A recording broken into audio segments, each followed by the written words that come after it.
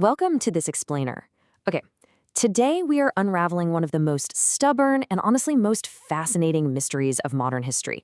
Why are some nations incredibly wealthy, while others, even those sitting on absolute mountains of natural resources, just constantly struggle to catch up?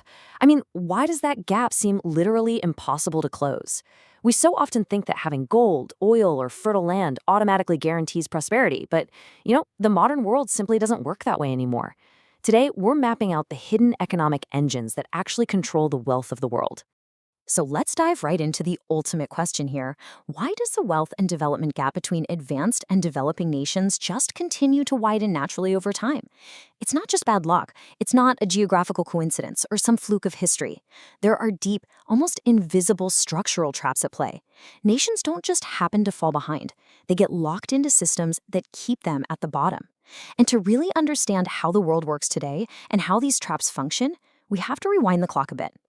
Part 1. The historical roots of the economic divide. To solve this modern mystery, we first need to look at how the global chessboard was set up centuries ago.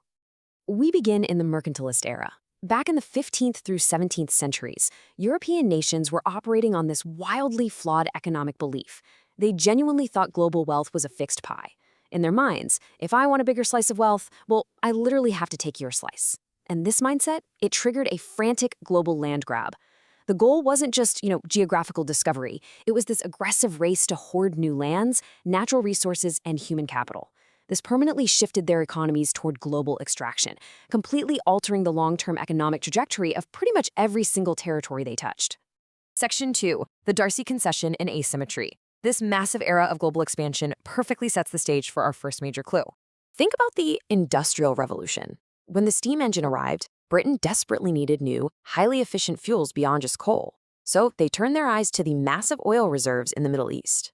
This resulted in the famous Darcy oil concession in Iran, and the situation was a devastating mismatch. On one side, you had the United Kingdom, possessing the advanced technological knowledge to extract and refine the oil, using it to basically superpower their industrial boom. Meanwhile, the Iranian leaders of that era had zero technical knowledge of what was actually sitting right under their own soil. The result? A massive trap. The developing side became completely dependent on selling raw dirt and liquid just to fund their basic government operations. It sparked a culture of import dependency and rampant consumerism, completely stunting their ability to build their own independent industries. Part 3. Samuelson's Production Possibility Frontier.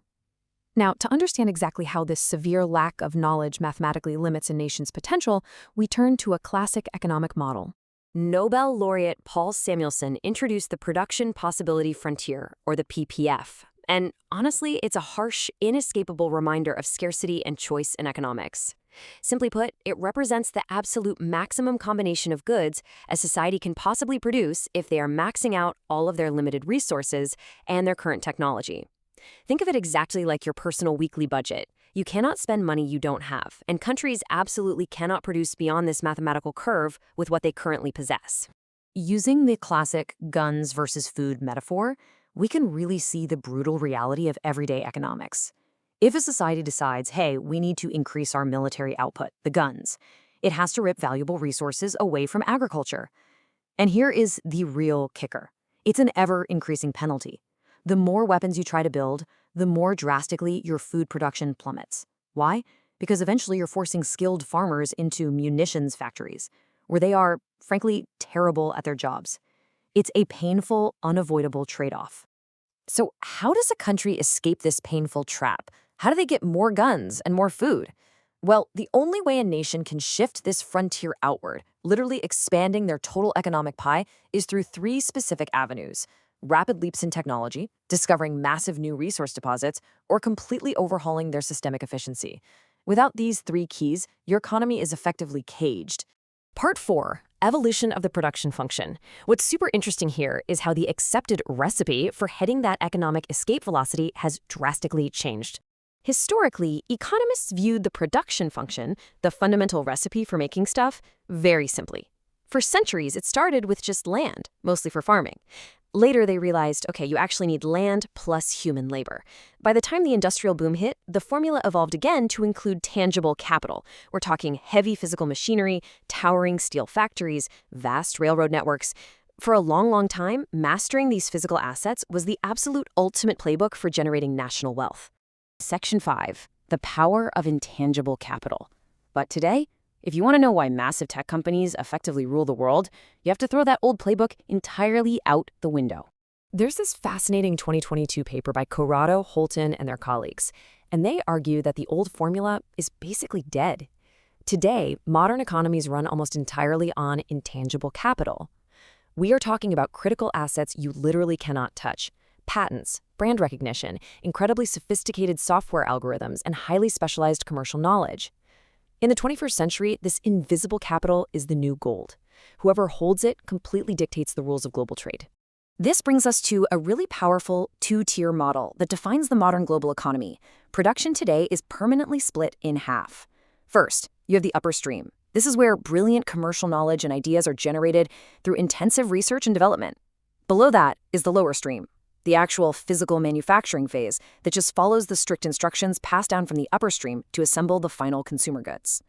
The upper stream is the real engine room of a modern superpower. It runs on highly specialized labor, advanced lab equipment, and something incredibly important: free basic knowledge.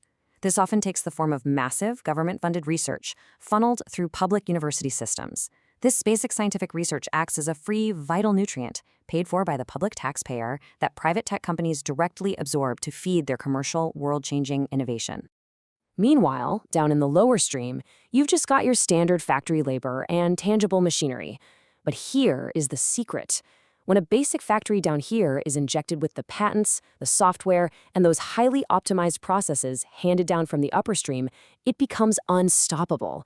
It absolutely dominates traditional factories that are just relying on human sweat and metal gears.